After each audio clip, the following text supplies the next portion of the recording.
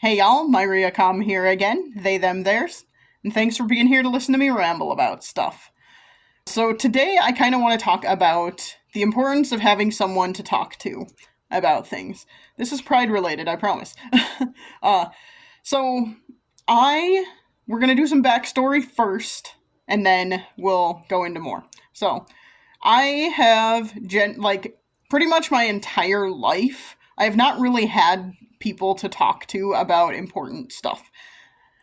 But you've had family, you could say.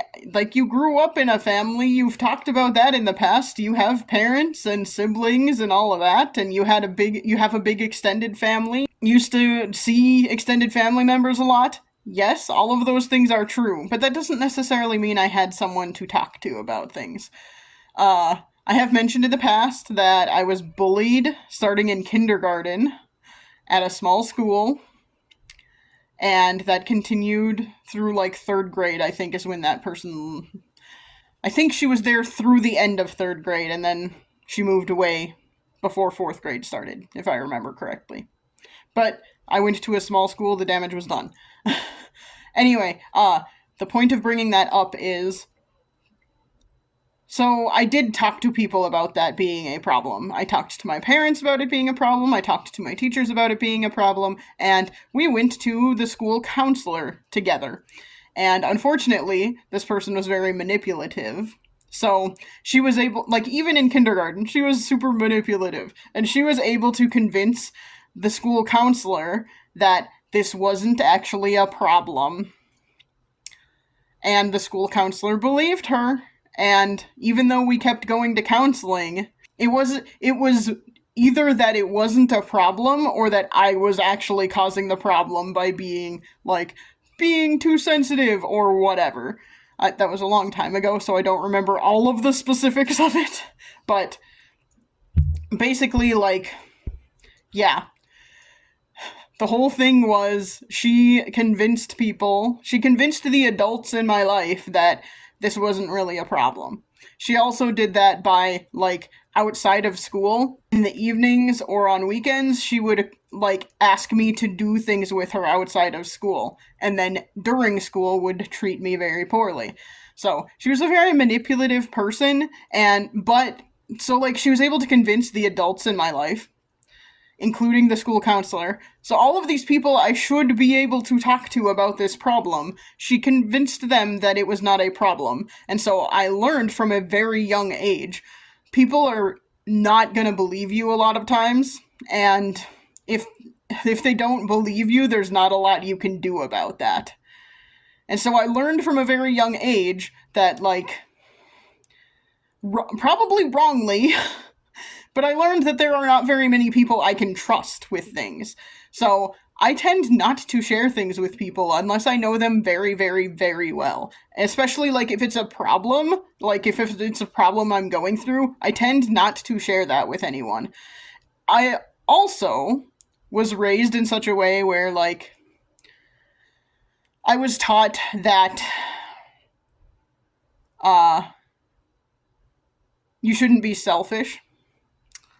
You shouldn't be self-centered, because selfish is not necessarily a bad thing. Being self-centered is bad, though. And I was raised to believe that you should not be self-centered. I was, unfortunately, also raised to believe that they are the same thing. They are not the same thing. Being selfish is not necessarily a bad thing. That means you are thinking about yourself and thinking about, what is good for you, and that is not necessarily a bad thing. But being self-centered is where you focus on yourself more than everybody else, and you focus on yourself, above everybody else, and you think that is the most important thing. And I don't think that is true in every single case. So, I was raised to believe they are the same thing, and I was also raised to believe that you should not be self-centered, and all of that. Being self-centered is something that's gonna send you to hell.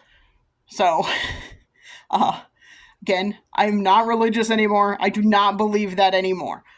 However, that was ingrained in me from a very young age, and so I was also taught that you should not burden other people with your problems, because they are your problems, if you want to burden someone with it, burden God with it. So just pray about it and then it'll go away, which is not how that works. Again, not religious, do not believe in God. If God does exist, then forcing you to continue going through something really terrible when you're asking him to take it away from you is pretty shitty.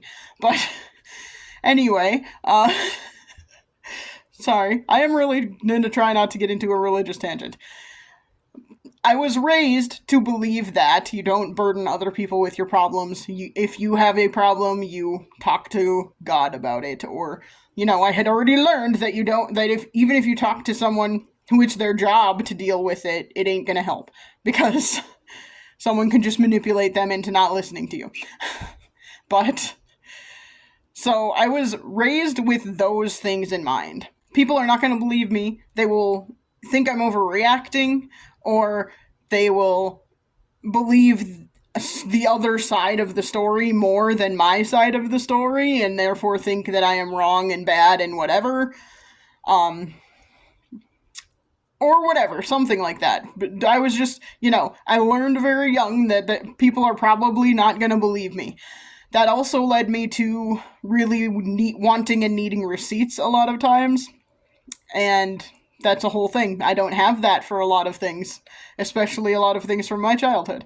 But anyway, so I learned that very young. I also learned very young that it's self-centered to burden other people with your problems. So I also don't really tell people when I'm having problems for that reason as well. These are unhealthy. That is unhealthy. You should talk to people if you are having a problem. I just didn't have anyone to talk to about it. And then I realized that a lot of people have the issue out there. Not everybody. There are some great parents out there who are willing to listen and be supportive and learn more if they don't understand. But there are a lot of people out there who can't talk to their parents about being queer, for example, or whatever, like questioning their gender identity, questioning their sexual orientation. There are a lot of people who can't talk to anyone about that, can't talk to their parents about it, don't necessarily know that their friends are safe to talk to about it, that sort of thing. I also had that issue growing up in a relatively small town in a conservative state with conservative family and going to a small Catholic school and all of that stuff. Like, who the heck would I have talked to about any of this? The first person I came out to, as I mentioned in my coming out story, was not, like, someone related to me by marriage, because I knew they had family that was queer. So that was the first person I came out to, because that was the safest person for me to come out to at the time. And then it was the person who married them, who is my actual blood family. So, like, I understand that that is a thing, and that really sucks to go through. It really sucks to go through that. I also, feel like even now as an adult who does have friends, and I do have, a couple of queer friends, and I do have people I could talk to about a lot of my problems, I just tend not to for a lot of reasons. First of all, a lot of my friends are also going through stuff, and I don't want to burden them with my problems, because I am not out of that mindset. I don't know if I will ever get out of that mindset. It is something that has been ingrained in me from a very young age, that you don't burden other people with your problems. So, again, that is unhealthy. If someone is your friend, if someone is your true friend, they should be, ready and willing to share problems with you and help you work through problems.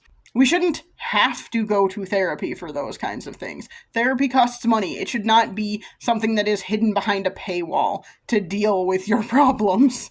So, and I do have friends who I can talk to about these kinds of things, but again, I just don't want to burden them with my stuff. Also, I do have some friends who I will hang out with on occasion, and they will say, not every single time, but sometimes they will say, can we just not, talk about anything that is a big deal? Like, can we not talk about the world? Can we not talk about real life right now? Can we just, like, watch some silly show and be happy with that? And I get that. Escapism is important, and being able to share that with your friends is also important. So, I get that. But also, because I am so averse to burdening people with my problems, that makes me averse to talking to those people about my problems at other times when they don't have those stipulations. I also don't really like to talk to, like, my sister about my problems, because a lot of the times when I do, I don't think this is intentional. I think it's just kind of her personality and she doesn't realize that she's doing it. But a lot of times, when I do bring up a problem, for example, last weekend I was proctoring the ACT exam on Saturday morning, and she was also very busy this weekend. She had one of her things that she does is she photographs weddings, and she had two over the weekend. She had one on Friday and one on Saturday. And she had a very long, like, busy weekend and a very tiring weekend. I saw her yesterday, just kind of randomly, like I was going for a walk and I bumped into her, and I said, oh yeah, I did this thing on Saturday morning, and it kind of, like, ruined my whole weekend because it, like, disrupted my typical routine. And she gave me a look, and I understand why she did. Because, like I said, she had a very busy weekend. She photographed two weddings. That's a lot of time just being there and doing the photography. That doesn't even include, like, editing after the fact and all of that. But, like, so I understand why she gave me a look, but also those sorts of interactions with her just make me, like, never ever want to talk about serious problems I have with her. Because she just, again, I don't think it's intentional, but she's, like, kind of judgmental. And I don't think it's intentional. I think it's largely based on how we were raised, and then also, she is a very busy person, and I understand that. She also makes a shit ton more money than I do, so I wish she would take that into account. Like, yeah, you had a couple of really long busy days, but how much money did you make on those really busy days? I made $100, not even, proctoring the ACT. How much money did you make doing your photography? Like, anyway, she does that a lot, and it's not just when I'm talking about problems either. It'll be, like, even if I'm, like, talking about an accomplishment of some kind, a lot of times she'll downplay it. She'll, like, oh, well, that's not that big of a deal or something, and I'm just like, okay, sure. Aren't we supposed to, like, support each other? But anyway, so I tend not to want to talk about that stuff with, like, my sister either, just because of her personality and how, like, she tends to be very judgmental about stuff. So I am also single. And I acknowledge that most of the people I interact with on a fairly regular basis are not. They have significant others of some kind, whether that is a spouse or someone they're dating or whatever. And so, pretty much everyone I interact with has someone to talk to about stuff. I do not. I am single. I don't have someone that I live with that I can be like, oh my gosh, here's this annoying thing that happened. Or, hey, this is a problem I am struggling with, can we talk it out? And then, like, I don't even necessarily need advice, but can you just be a sounding board for me right now or something? I don't have that, because I am single and I live alone. And I think that is something that people don't always think about when I am bringing up these kinds of things. I don't think that they, like, take into account the fact that you are the only person I am talking to about this, because I live alone, and I don't have anyone to talk to about it. I don't even have a cat right now to talk to about it, so, like, I'm not just trying to be an asshole, I'm not just trying to bug you with my problems, I just need to talk it out sometimes. So, I understand the importance of all of that. I understand the importance of those, like, human connections and having a sounding board to talk to about these kinds of things. And maybe get advice from. Maybe not, because I don't always get advice from people about these kinds of things if I do talk to them. But And, like, not everyone necessarily always wants advice when they're bringing up a problem that they're having. Sometimes they just want to talk about it. And I understand the importance of that. And I understand how hard it is to not have that. And I don't think, personally speaking, I don't think we should all have to be like, well, I don't have anyone to talk to, so I guess I will go to therapy even though I can't afford that. So, what I wanted to do with this, because it's especially hard for people who are queer and who don't necessarily have anyone in their lives who are queer that they can talk to about it, or don't know if their parents are safe people to talk to about it, or whatever. I understand that that is tough. And so I want to throw myself out there. I am a safe person. If you need to talk to someone about something, I am a safe person you can talk to. I do my very, very best when I interact with people to give them the benefit of the doubt, sometimes to a fault. There are a number of times that has almost caused me problems because I shouldn't have given someone the benefit of the doubt, and I did. But yeah, like, I tend, like, even if I do have a judgmental thought about something initially, because that's really hard not to sometimes, we are human beings, and making snap judgments is kind of built into our DNA as human beings. However, you can fight against that. You can work against unconscious biases. You can, like, do all of that. And I have worked really, really hard to be aware of my unconscious biases and work against them. So I am working on that, and I continue to work on that, and I constantly do work on that. So I am willing to be a safe space for you if you need someone to talk to. I am willing to do that. Even if you just want to say something and not get a response, I'm willing to be that. If you would like a response, I can make a video response about it. I can respond to you via email, whatever. So, in service of that, I have created a new email address to go along with this channel, and I am putting it up on screen right now. I'm also going to put it in the description, and it will be on my channel as, like, a way to contact me as well. And I just want to be that person if you need that person. If you need someone to talk to, I am willing to be that person. If you want advice, I can't promise I will give the best advice, but I could try. Like, I feel like I have screwed up my life quite a bit, but maybe you can learn from those mistakes. So, yeah.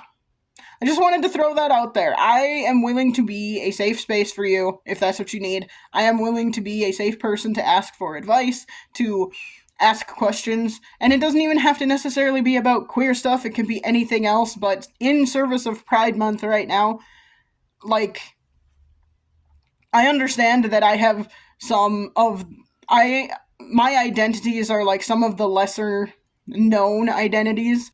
I have encountered people this year who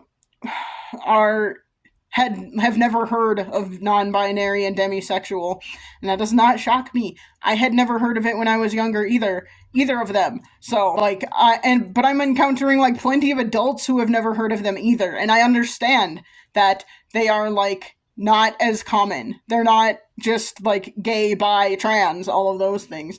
They're a little on the more niche side of understanding your identities and those sorts of things. So, if you have any questions that you, like, don't want to leave in a comment section and you just want to, like, email me about them, please do. I am willing to respond to pretty much anything. If you want to send me hate, that's fine too. I have a pretty thick skin. Like I said, I've been bullied since kindergarten, so, like, it's gonna take a lot for you to hurt me. Also, it'll take a lot for you to hurt me more than I hurt myself on a regular basis, because I don't like myself very much a lot of the time, so, ta-da. That was very self-deprecating. I apologize for that. Who am I apologizing to? I don't know. Not myself, because I don't care. I'm apologizing to the rest of you. I do care about myself. I just also acknowledge that I've made a lot of mistakes in my life that have put me in a tough position to try and move forward. So, yeah. Anyway, the whole point of this is to say I understand how much it sucks to have no one to talk to about stuff, no one to ask for advice about things, no one to unload your problems onto. And if you would like to do that, I am not a counselor, I am not a therapist, none of those things, but I am willing to be an ear. I'm willing to be a shoulder to cry on if that's what you need. So, email address, I'm going to put it up on screen again here one more time. And again, it'll be in the description and in my contact notes on my channel in general. So, if you would like to chat, if you'd like to vent, whatever. Also, let me know if you're okay with me sharing it on my channel. If you do contact me, because not that I want to, like, get content off of other people. It's more so the fact that, like, if one person is going through something, there are probably other people out there going through it too. That is one thing I did not realize when I was younger. I kind of thought I was the only person that bad things were happening to a lot of the time. And that's not realistic. That's not true at all. There are a lot of people out there who have gone through a lot of bad things.